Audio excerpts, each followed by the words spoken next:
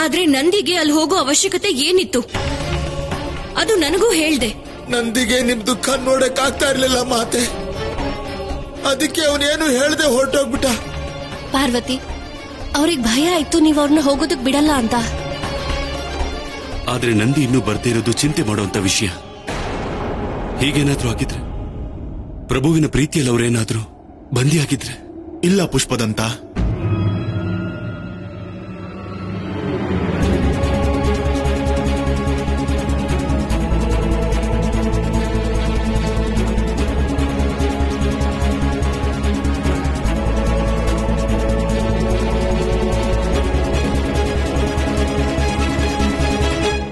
ನಾನು ನನ್ನ ಪ್ರಭುವಿನ ಆದೇಶವನ್ನ ಯಾವತ್ತೂ ಮೀರೋನಲ್ಲ.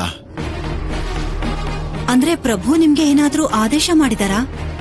ಇಲ್ಲ ವಿಜಯ, ಗುರ್ತು ಹಿಡಿದಿದ್ರೆ ಅಲ್ವಾ ಆದೇಶ ಮಾಡೋದು. ನಾನು ಆ ಮೊದಲನೇ ದಿನದ ಆದೇಶದಲ್ಲೇ ಬಂಧಿಯಾಗಿದ್ದೀನಿ. ಆ ದಿನ ಮಾತೆಯ ಪಾದ ಕೈಲಾಸದ ಮೇಲಿತ್ತು. ಅವತ್ತೇ ನನ್ನ ಪ್ರಭು ನನಗೆ ಹೇಳಿದ್ರು, ನಂದಿ ಸದಾಕಾಲ ಮಾತೆ ಜೊತೆನೇ ಇರು ಅಂತ. ಹೀಗಿರುವಾಗ ನಾನು ಮಾತೆನ ಒಬ್ಬರನ್ನ ಬಿಟ್ಟು ಹೇಗೆ ಹೋಗ್ಲಿ?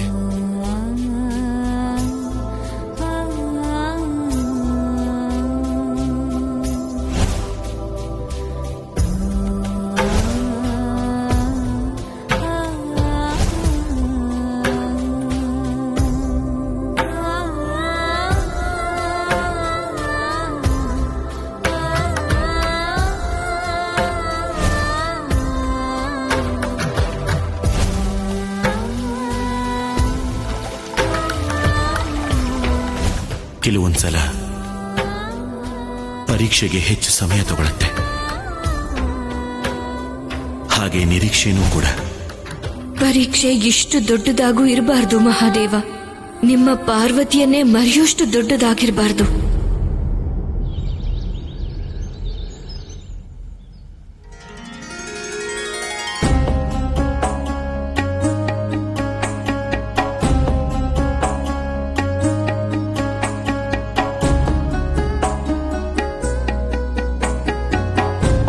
ಬನ್ನಿ, ನೀವೆಲ್ಲರೂ ಈಗ ಗುರುಕುಲಕ್ಕೆ ಹೊರಡಿ. ಆದ್ರೆ ಅಮ್ಮ, ನೀವು? ನಾನ್ ಬರೋದಿಲ್ಲ. ನೀವೆಲ್ಲ ನಿಮ್ಮಷ್ಟಕ್ಕೆ ಹೋಗ್ಬೇಕು.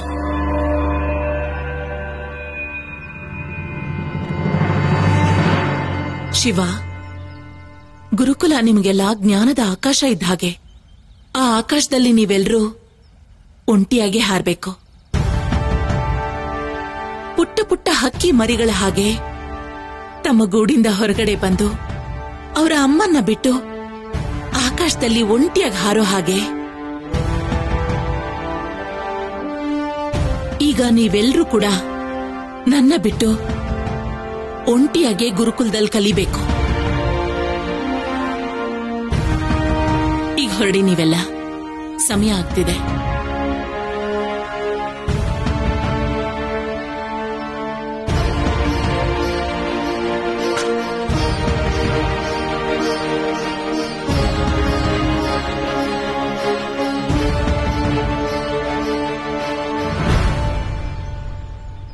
ನಿನ್ನ ನಾನು ಮಕ್ಕಳ ಮುಂದೆ ಏನೂ ಕೇಳಲಿಲ್ಲ, ಈಗ ಕೇಳ್ತಾ ಇದ್ದೀನಿ. ಯಾವ ಕಾರಣಕ್ಕೆ ಇವತ್ತು ನೀನು ಇದ್ದಕ್ಕಿದ್ದ ಹಾಗೆ ಗುರುಕುಲಕ್ಕೆ ಹೋಗೋ ನಿನ್ನ ನಿರ್ಧಾರನ ಬದಲಾಯಿಸಿದೆ?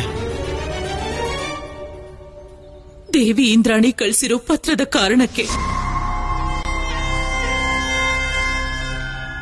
ಆಡಳಿತ ಮಂಡಳಿಗೆ ನೀವು ಗುರುಕುಲಕ್ಕೆ ಮತ್ತೆ ಬರೋದ್ರಿಂದ ವಿದ್ಯಾರ್ಥಿಗಳಿಗೆಲ್ಲ ನಿಯಮ ಮೀರೋ ವಾತಾವರಣ ಸೃಷ್ಟಿಯಾಗೋ ಭಯ ಇದೆ.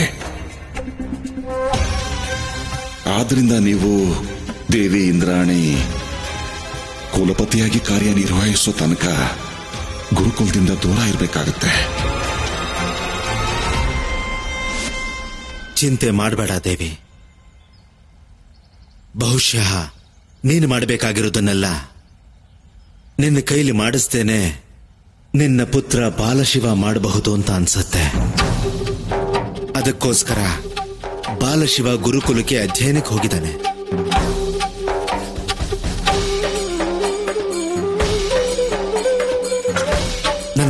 ವಿಶ್ವಾಸ ಇದೆ ದೇವಿ. ಇನ್ನು ಮುಂದೆ ಅಲ್ಲಿ ಎಲ್ಲಾನು ವ್ಯವಸ್ಥಿತವಾಗೇ ನಡೆಯುತ್ತೆ. ನೀನು ಕೂಡ ವಿಶ್ವಾಸದಿಂದನೇ ಇರು. ಇದು ದೈವ ಸಂಕಲ್ಪ. ಮಹಾದೇವನ ಹೊಸ ಲೀಲೆಗಳು ಇನ್ನು ಮೇಲೆ ಜಗತ್ತಿಗೆ ಪರಿಚಯ ಆಗಬೇಕಿದೆ.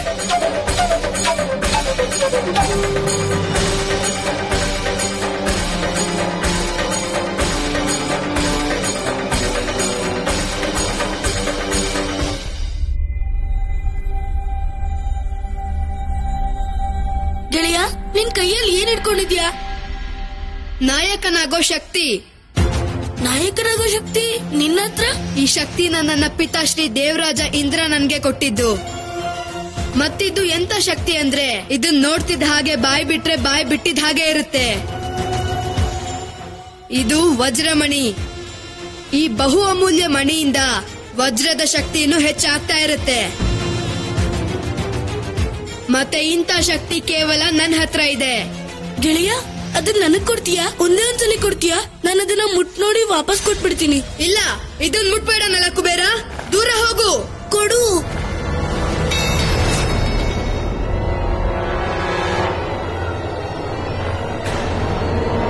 ನಲಕುಬೇರ,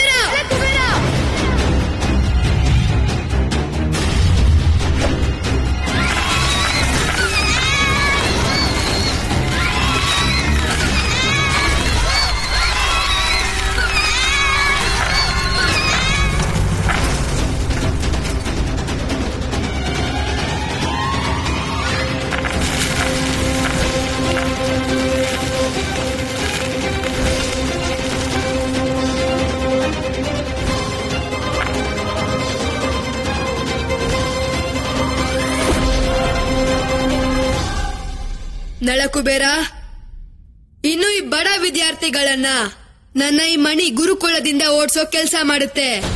ಹೌದು ಗೆಳೆಯ, ನೀನೇನಾದ್ರೂ ಹಾಗ್ ಮಾಡಿದ್ರೆ ಆಗ ನೀನು ಈ ಗುರುಕುಲಕ್ಕೆ ಶಕ್ತಿಶಾಲಿ ನಾಯಕ ಆಗ್ತೀಯಾ.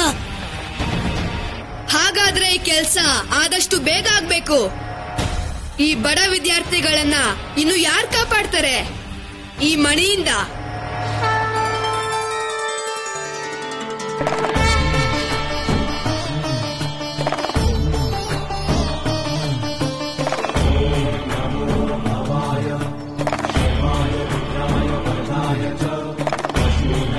ಈ ಜಾಗ ಎಷ್ಟು ವಿಶಾಲವಾಗಿದೆ ಗೆಳೆಯ.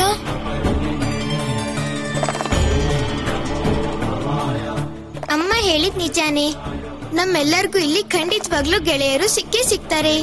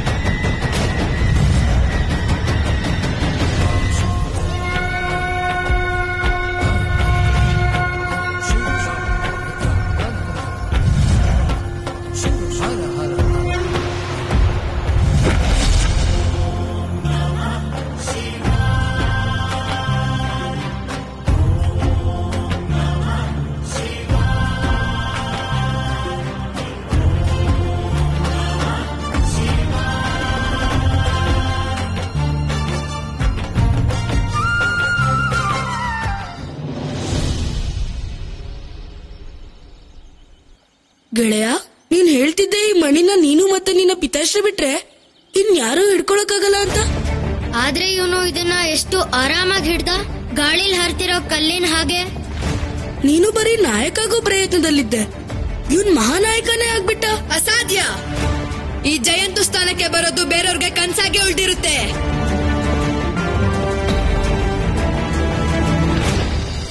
ಇದು ಗುರುಕುಲ. ಇಲ್ಲಿ ತರಲೆ ತಂಟೆ ಮಾಡೋರ್ಗೆ ಯಾವ ಜಾಗನೂ ಇಲ್ಲ. ಇಲ್ಲ ಗೆಳೆಯ, ನಾನು ತರ್ಲೆ ತಂಟೆ ಮಾಡೋನಲ್ಲ. ನಾನು ಮಾತೆ ಅನಸೂಯನ ಮಗ ಶಿವ. ಮತ್ತೆ ಇವರು ನನ್ನ ಸೋದರರು ದೇವ ಮತ್ತೆ ನಾರಾಯಣ. ಮತ್ತೆ ಇವನು ನನ್ನ ಗೆಳೆಯ ಮೂರ್ಖ. ಮೂಡ ಮೂಡ ಅಂದ್ರೆ ಮೂರ್ಖ.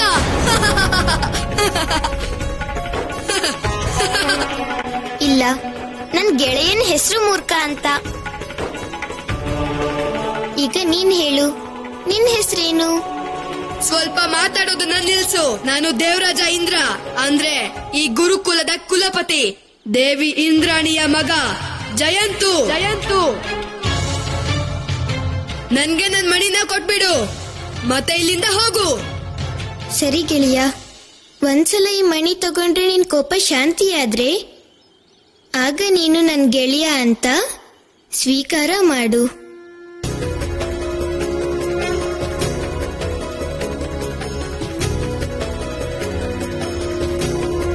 ಇವನೇನ ಮಹಾದೇವನ ಬಾಲರೂಪಿ ಬಾಲಶಿವ. ಇಷ್ಟು ಸುಲಭವಾಗಿ ಇಂದ್ರನ ಶಕ್ತಿಶಾಲಿ ಮಣಿನ ನಿಯಂತ್ರಣ ಮಾಡಿರೋದು ಯಾವುದೋ ಸಾಧಾರಣ ಘಟನೆ ಅಲ್ಲ. ಈ ಬಾಲಶಿವನನ್ನ ಸಮಾಪ್ತಿ ಮಾಡೋದಕ್ಕೂ ಮೊದಲು ಇವನ ಶಕ್ತಿನ ಅರ್ಥ ಮಾಡ್ಕೋಬೇಕು. ಅಸುರ ರಾಜ ಇನ್ನ ಬಹಳ ಬೇಗ ಆ ಶತ್ರು ಶಿವನ ಅಂತ್ಯ ಆಗುತ್ತೆ.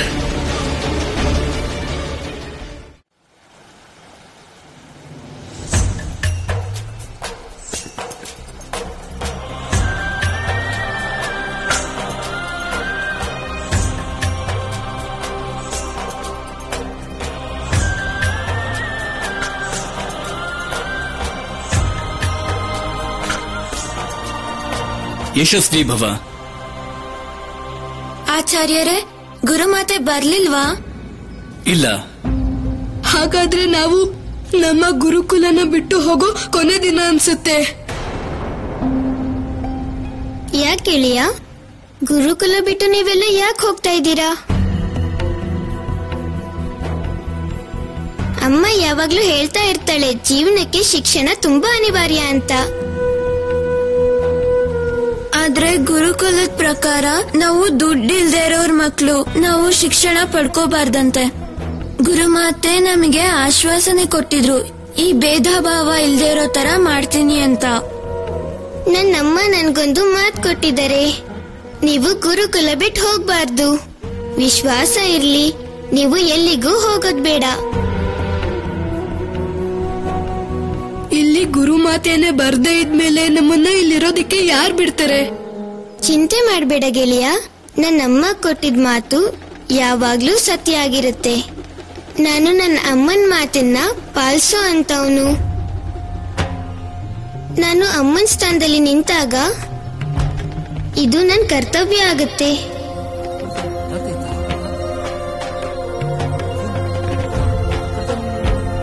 ನೀವು ಗುರುಕುಲನ ಬಿಟ್ಟು ಎಲ್ಲಿಗೂ ಹೋಗೋ ಹಾಗಿಲ್ಲ.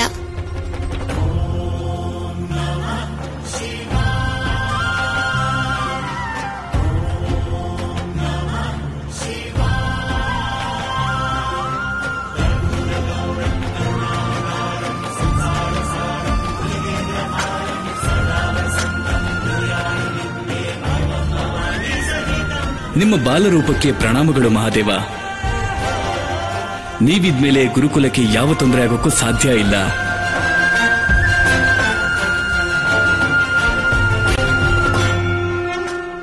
ಅಸುರ ರಾಜ ಅಂಧಕನಿಗೆ, ಅಸುರ ರಾಜ ಅಂಧಕನಿಗೆ, ಅಸುರ ರಾಜ ಅಂಧಕನಿಗೆ, ಅಸುರ ರಾಜ ಅಂಧಕನಿಗೆ, ಅಸುರ ರಾಜ ಅಂಧಕನಿಗೆ. ನನ್ನ ಕತ್ತಲಿನ ಶಕ್ತಿಗಳೇ, ಯಾವತ್ತು ಸೋಲೆ ಕಾಣ್ದಿರೋ ನನ್ನ ಅಸುರರೇ, ನೀವು ನನಗೋಸ್ಕರ ನಿಮ್ಮ ಬಲಿದಾನ ಕೊಡಬೇಕಾಗಿಲ್ಲ. ಅದರ ಬದಲು ಶತ್ರುಗಳನ್ನ ಅತ್ಯಂತ ನಿರ್ದಾಕ್ಷಿಣ್ಯವಾಗಿ ಹತ್ಯೆ ಮಾಡಬೇಕಾಗಿದೆ.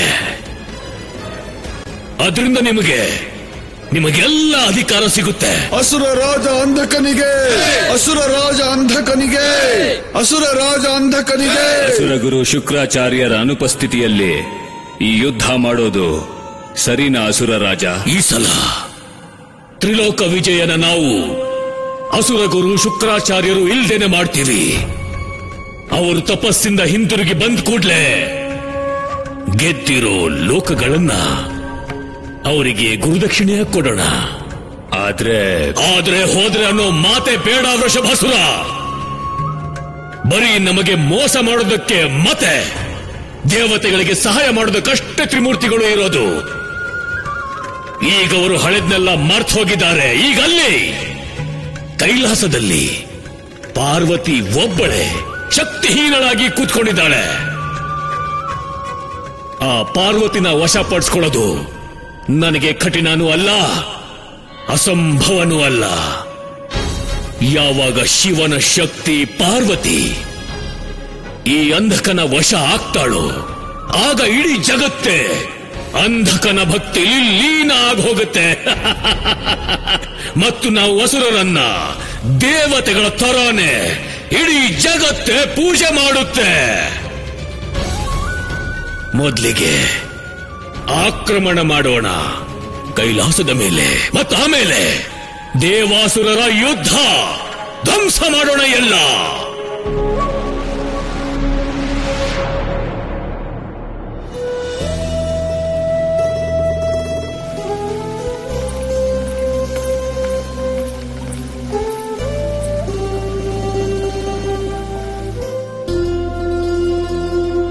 ಪ್ರಣಾಮಗಳು ಮಾತೆ. ನಾವೆಲ್ಲ ನಿಮ್ಮ ಮುಂದೆ ಒಂದು ಕೋರಿಕೆನ ಇಡ್ತಾ ಇದ್ದೀವಿ. ಮಾತೆ, ನಮ್ಮ ಪ್ರಭು ನಮ್ಮಿಂದ ದೂರ ಹೋಗಿ ಬಹಳ ಸಮಯನೇ ಆಯ್ತು. ಅವರು ಕೈಲಾಸಕ್ಕೆ ಮರಳಿ ಬರೋ ಹಾಗೆ ನಾವು ಪ್ರಯತ್ನ ಮಾಡಬೇಕು ಮಾತೆ. ಪ್ರಯತ್ನ? ಸತ್ಯ ಏನು ಅಂದ್ರೆ ಋಷಿ ಭೃಂಗಿ, ಮಹಾದೇವ ಇಲ್ಲಿಗೆ ಬರೋದಕ್ಕೆ ಇಷ್ಟನೇ ಪಡ್ತಿಲ್ಲ. ನೀವು ಕೋಪ ಮಾಡ್ಕೋಬೇಡಿ ಮಾತೆ. ನಿಮಗೆ ನೆನಪಿದೆ ಅನ್ಕೊಂಡಿದ್ದೀನಿ. ಆದಿಶಕ್ತಿ ಆಗಿರೋ ನಿಮಗೆ ನಿಮ್ಮ ಚೇತನ ಮತ್ತು ನಿಮ್ಮ ಶಕ್ತಿ ಒಂದು ಸಲ ಇದೇ ರೀತಿ ಆಗೋಗಿತ್ತು. ನೆನಪಿದೆ ನಂದಿ, ಹಾಗೆ ಇದು ನೆನಪಿದೆ. ನನ್ನ ಒಂದು ತಪ್ಪಿಂದ ಮಹಾದೇವ ಸಿಟ್ಟು ಮಾಡ್ಕೊಂಡು ನನಗೆ ಶಾಪನೂ ಕೊಟ್ಟಿದ್ರು. ವೇದಗಳ ಶ್ಲೋಕ ಕೇಳ್ತಾ ಕೇಳ್ತಾ ನನಗೆ ನಿದ್ದೆ ಬಂದ್ಬಿಡ್ತು. ಆಗ ನನ್ನ ಮೇಲೆ ಸಿಟ್ಟು ಮಾಡ್ಕೊಂಡು ಮಹಾದೇವ ನನ್ನಲ್ಲಿ ಕೊರತೆ ಇದೆ ಅಂದ್ರು. ನನ್ನ ಕೊರತೆನ ನೀಗಿಸ್ಕೊಳ್ಳೋದಕ್ಕೆ ಒಬ್ಬ ಸಾಮಾನ್ಯ ಸ್ತ್ರೀಯಾಗಿ ಬದುಕಬೇಕು ಅನ್ನೋ ಶಾಪ ಕೊಟ್ಟಿದ್ರು.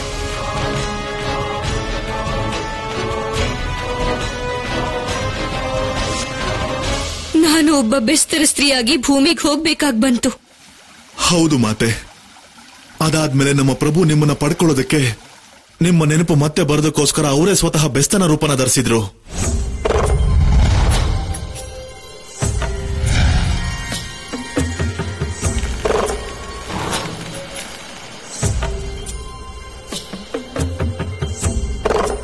ಅರ್ಥ ಆಯ್ತು ಪ್ರಭು. ಈಗ ನಾನು ಮೀನಿನ ರೂಪ ಧರಿಸಿ ಮಾತೆಗೆ ಭಯ ಹುಟ್ಟಿಸುವಂತ ಕೆಲಸ ಮಾಡಬೇಕು.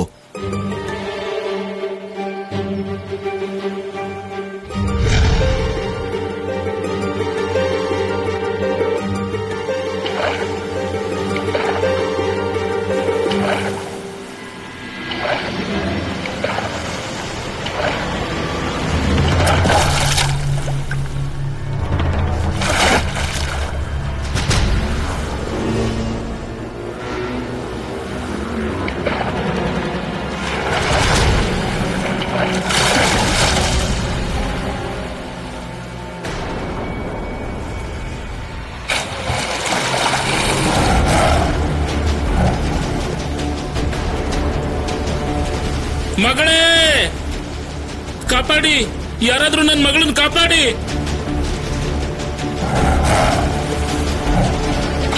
ಅಯ್ಯೋ, ಎಂತ ಅನಾಹುತ ಆಗೋಯ್ತು. ಆ ದೈತ್ಯಾಕಾರದ ಮೀನಿಂದ ನನ್ನ ಮಗಳನ್ನ ಯಾರಾದ್ರೂ ಕಾಪಾಡಿ.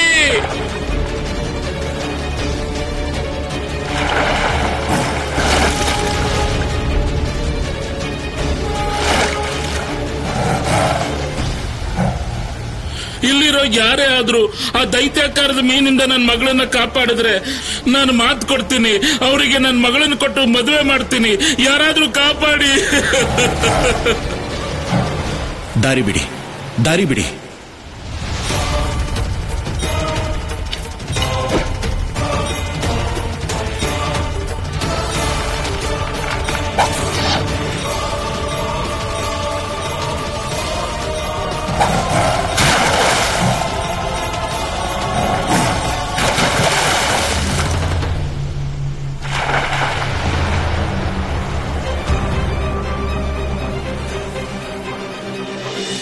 ನಿನಗೆ ತುಂಬಾ ತುಂಬಾ ಧನ್ಯವಾದಗಳು ಯುವಕ.